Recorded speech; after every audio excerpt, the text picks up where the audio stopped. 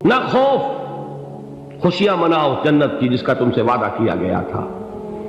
اللہ کی ربوبیت پر اطمینان جب انسان کو ہو جاتا، میرا رب اللہ ہے، ربی اللہ، انسان کے لیے نہ کوئی کھٹکا، نہ کوئی خطرہ، نہ کوئی خوف، نہ کوئی حزن۔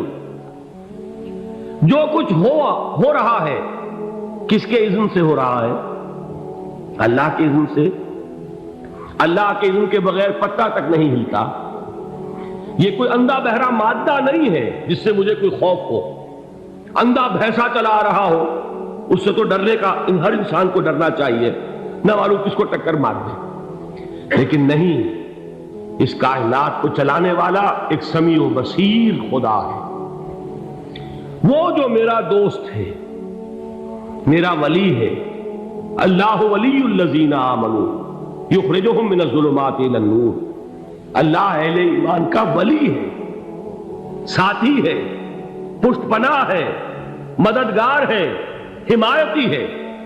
بتائیے جسے یقین ہو جائے کہ اللہ میرا مددگار، اللہ میرا محافظ، اللہ میرا پشت پناہ، اللہ میرا حمایتی، اس کے لیے کوئی خوف ہوگا؟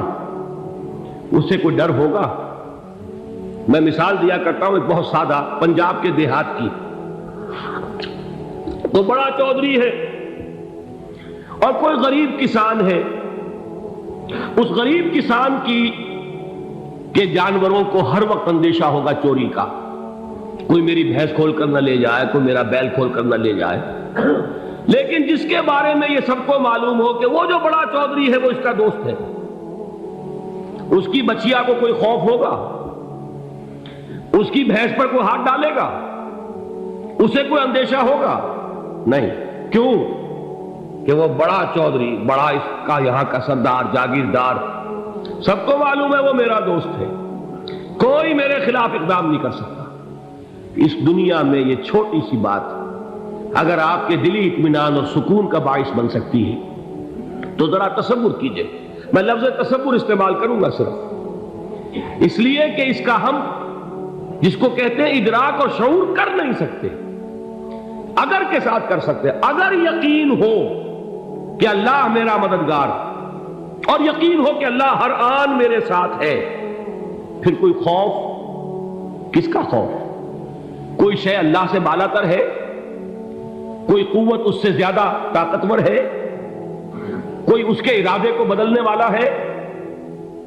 کوئی اس کی مشیت کے آڑے آنے والا ہے؟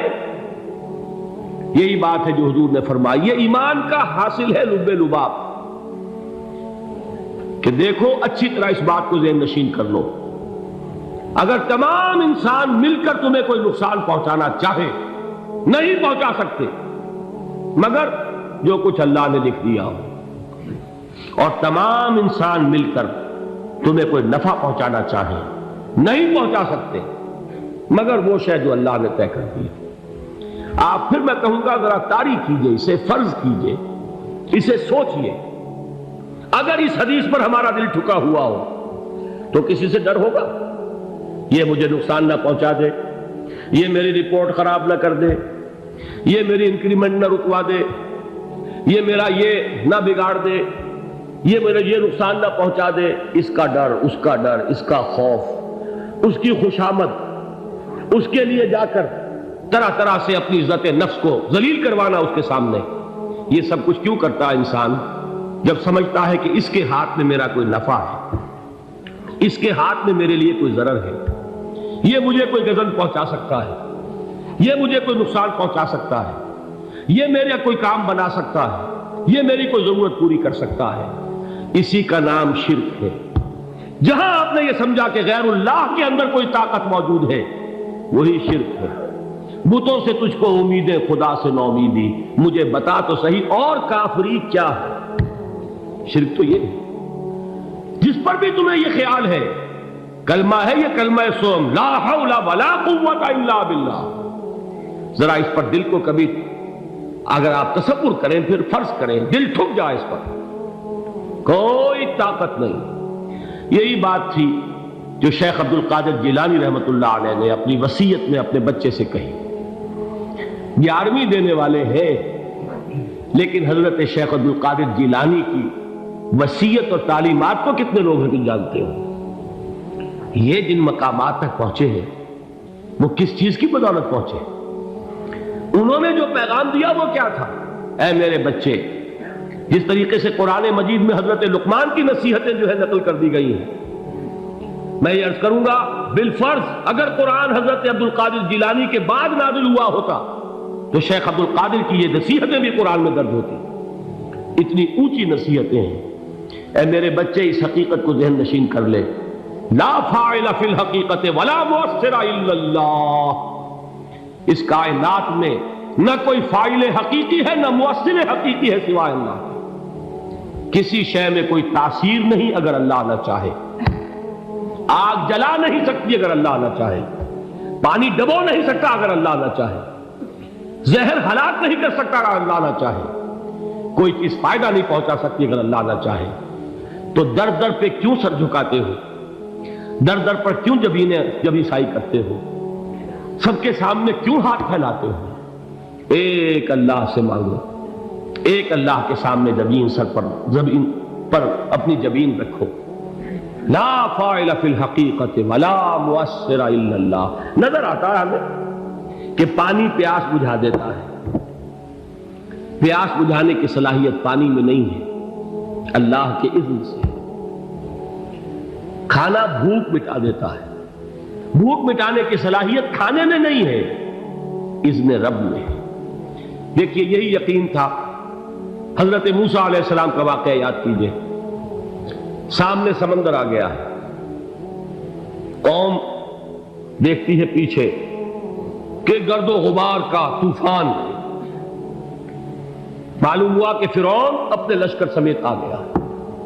لشکر جب چلتا تھا تیز رفتاری کے ساتھ تو گرد و غبار کا جو طوفان اٹھتا تھا اس کا تصور کیجیے، اور لمحہ بلمحہ وہ قریب آ رہا ہے۔ پوری قوم نے کیا کہا؟ اے موسیٰ انا لمدرکون، اے موسیٰ ہم کو پکڑے گئے۔ قرآن مجید نے تو یہاں وہ باتیں نہیں لکھی ہیں، لیکن تورات میں یہ درج ہے کہ بنی اسرائیل جھگڑنے لگے، دست و گریبان ہو گئے موسیٰ کے ساتھ۔ موسیٰ ہمیں یہاں مروایا لا کر، اس سے تو ہم ہی بہتر تھے، وہاں کھانے کو ملتا تھا، زندگی تو تھی، بیگار ہم کر رہے تھے، موت تو نہیں تھی۔ اب جو کچھ ہوگا اس کا تصور کرو، جس طریقے سے ہمارے ٹکڑے اڑائے جائیں گے۔ تو لڑ رہے ہیں حضرت موسیٰ علیہ السلام سے، یہ تورات کی تفصیل ہے۔ قرآن میں صرف اتنا آیا ہے، پریشان ہو کر انہوں نے کہا انا لمدرکون، موسیٰ ہم کو پکڑے گئے۔ اس وقت موسیٰ کا جواب کیا ہے؟ کلا ان معی ربی سیہدین، نہیں، میرے ساتھ میرا رب ہے، وہ راستہ دے گا۔ بتائیے کہاں راستہ نظر آ رہا ہے؟ یہ ہے ایمان بالغیب۔ راستہ نظر نہ آئے تب اللہ پر یقین ایمان ہے۔ جیب میں پیسے ہوں اور تب دل کو اطمینان ہے تو ایمان کس پر ہوا؟ پیسے پر، اللہ پر نہیں۔ جب وسائل و ذرائع نہ ہو اور پھر یقین ہو کہ اللہ مسبب الاسباب ہے، وہ اسباب کا پابند نہیں ہے، وہ اسباب کا محتاج نہیں ہے، اسباب اس کے محتاج ہے۔ اگر یہ یقین ہے تو اللہ پر ایمان ہے، یہ نہیں ہے تو تمہارا ایمان اسباب پر ہے، وسائل پر ہے، ذرائع پر ہے، مادیات پر ہے، اللہ پر نہیں۔ اس وقت کہاں راستہ تھا؟ کوئی راستہ تھا؟ سمندر ہے اور ادھر سے لشکر آ گیا ہے۔ کلا ان معی ربی سیہدین۔ اب دیکھیے ایمان کہہ دینا آسان ہے، ہوا معکم اینما کنتم، جہاں کہیں بھی تم ہوتے ہو اللہ تمہارے ساتھ ہوتا ہے، لیکن اس کا یقین قائم ہو جائے تو زمین و آسمان کا فرق واقع ہو جائے۔ یہی بات ہوئی حضور کے ساتھ۔ غار ہے، چھپے ہوئے ہیں محمد رسول اللہ اور آپ کے وہ یار غار ابو بکر صدیق رضی اللہ تعالی عنہ۔ اقبال نے حضرت ابو بکر کی شان میں چند اشعار کہیں صرف، لیکن واقعہ یہ ہے کہ بھاری بھاری نظموں پر اور قصیدوں پر بھاری، طویل ترین نظمیں اور قصیدے ہوں ان پر بھاری۔ ہمتیں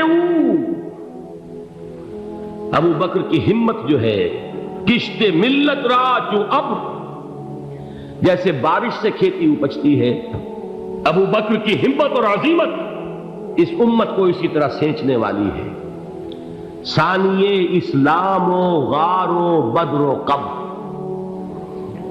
وہ دوسرے تھے اسلام میں، دوسرے پہلے کون تھے؟ انا اول المومنین، حضور فرماتے ہیں سب سے پہلا ایمان لانے والا میں، دوسرے ابو بکر۔ ویسے ہمارے ہاں یہ چلتا ہے اختلاف، حضرت علی پہلے ہیں کہ حضرت ابو بکر پہلے ہیں، لیکن اس میں بڑی خوبصورت تطبیق قائم کی ہے علماء نے، اور بہت صحیح ہے۔ چار کے بارے میں فیصلہ ہی مت کرو کہ کون پہلے، ان کی ایک عجیب تقسیم کر دی ہے۔ آزاد مردوں میں، بالغ مردوں میں سب سے پہلے ابو بکر، بچوں میں سب سے پہلے علی، خواتین میں سب سے پہلے خدیجہ، اور غلاموں میں سب سے پہلے زید بن حارثہ۔ بڑی پیاری تقسیم ہے، یہ چاروں ہی پہلے ہیں، ہر ایک کے لیے اولیت ہے۔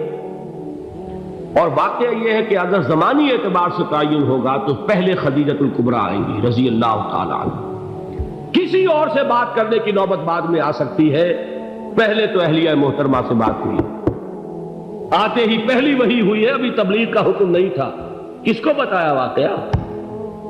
ابھی اپنی نبوت کی تبلیغ کا تو حکم ہی نہیں آیا، واقعہ کس کا ہے؟ وہ خدیجہ کا ہے۔ جب کہا ہے کہ خشیت علی نفسی، مجھے اپنی جان کا اندیشہ ہے، تو کیا جواب دیا خدیجہ نے رضی اللہ تعالی عنہا؟ وہ صدیقۃ الکبریٰ ہے، صدیقات جو ہے خواتین ان میں چوٹی پر خدیجہ الکبریٰ ہے رضی اللہ تعالی عنہا، اور صدیق جو مرد ہیں ان میں صدیق اکبر ہے ابو بکر صدیق رضی اللہ تعالی عنہ، لیکن صدیقات میں چوٹی پر۔ جب حضور نے فرمایا خشیت علی نفسی، کیا فرمایا، کیا عرض کیا، کیسے تسلی دی؟ نہیں نہیں، اللہ آپ کو ضائع نہیں کرے گا، آپ غریبوں کے ہمدرد ہیں، آپ مساکین کے تکالیف رفع کرنے والے ہیں، آپ بیواؤں کی سرپرستی کرتے ہیں، آپ مسافروں کی خدمت کرتے ہیں، اللہ آپ کو ضائع نہیں کرے گا۔ یہ یقین ہے اس خاتون کے اندر۔ خیر وہ ایک علیحدہ بات ہو جائے گی۔ میرے دل پر حضرت خدیجہ رضی اللہ تعالیٰ عنہ کی شخصیت کا بڑا گہرا نقش ہے، جو وہ کوئی اور ہی وقت اور موقع ہوا تو بیان ہوگا۔ بہرحال اقبال نے ایک مصرے میں جو چار اولیتیں جمع کر دی ہیں، ہمت او کشت امت را چو ابر، ثانی اسلام و غار و بدر و قبر۔ اسلام میں حضور کے بعد پہلے کون؟ ابو بکر۔ غار میں حضور کے ساتھ کون؟ ابو بکر۔ بدر کی رات اللہ کا رسول سر بسجود، وہ جھاڑ، وہ گھاس پھوس کی جو جھوپڑی بنائی گئی تھی، اور وہاں تلوار ننگی لے کر پہرا دینے والا کون؟ ابو بکر۔ اور اس حجرہ عائشہ میں محمد کے بعد سب سے پہلے دفن ہونے والا کون؟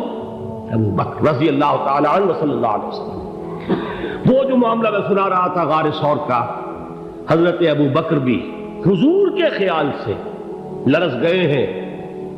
آپ کو یاد ہوگا کہ جا کر پہلے تمام جتنے سوراخ تھے انہیں بند کیا، ایک سوراخ رہ گیا تھا جس کو بند کرنے کے لیے کوئی کپڑا نہیں تھا، وہاں اپنی ایڑی رکھی ہے، تب کہا ہے حضور سے تشریف لائیے، اور اپنے زانو پر حضور کو لٹایا ہے، اور وہاں کسی موذی جانور نے کاٹا ہے، حضور کی آنکھ لگ گئی تھی، اس وقت اس بل کے اندر جو بھی بچھو ہے کیا ہے واللہ عالم، اس نے کاٹا ہے، اس کی تکلیف کی وجہ سے ابو بکر کی آنکھوں سے آنسو ٹپک گئے، حضور کے چہرے مبارک پر پڑے ہیں، تو حضور جاگے ہیں، معاملہ کیا ہے؟